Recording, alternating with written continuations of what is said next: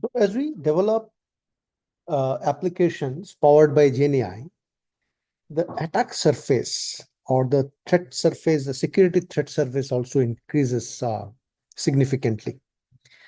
And as architects and developers, we need to be very careful and we need to be very cognizant of this different emerging threat patterns and ensure how when we write the code, how we address those concerns so that our code, our architecture is not vulnerable to those security threats.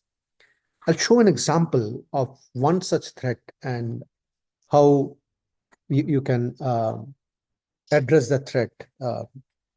Right. So this is Langchain code, right? In Langchain or Langgraph, when you code, right, you can use Langsmith to trace, to capture the traces and the spans, right? But let's say I have a tool, call API tool, and the call API tool uses an API token, right? And I want to, when I call the API, I want to use the API token to trigger that API, right?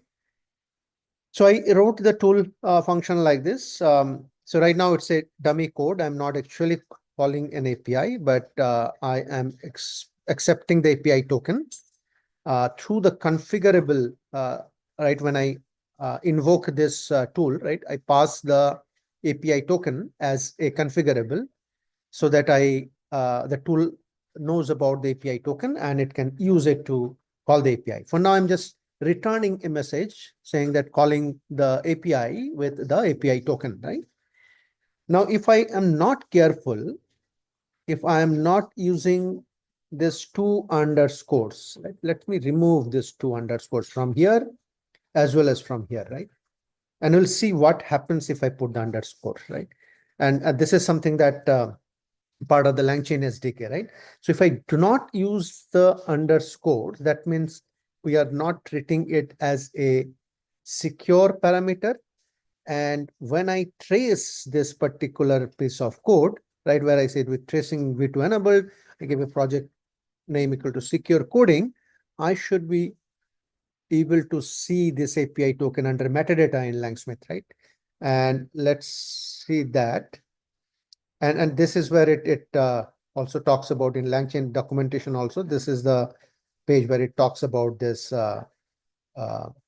this threat and how to address this threat, right? But we'll go to tracing project. So right now I have not run it, so the tracing is not there. Let me run this project, right? Or let me run this program.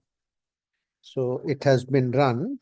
Now I should see a tracing project with secure underscore coding in Langsmith. It takes some time to come. It should, sometimes it takes little time to appear. Hopefully now it will come. Yes. So if I click on this now, let's see what it captured, right? So it captured the output. If I go to metadata, I can see the API token, right? This is not good, right? We'll do now, we'll see how we can address this situation. So I will, instead of API token, I'll say underscore underscore API token. And let me say secure coding masking with masking, right? So this is another, right? Let me run this. Now, if I go to my tracings, when the tracing, yeah, this tracing is here. If I look at it now, right? So I still have the input output. If I go to metadata, I should not see that API key, right? So these are some of the things that we need to keep in mind as coding best practices. And this is just one example, right? OWASP, OWASP has many such recommendations of how we address security. Some of them can be through the code, some of them can be as part of your design and architecture, right? How we architect an application with the list privilege, with the required observability monitoring, right? So that no one can game our system. Thanks. That's all for today.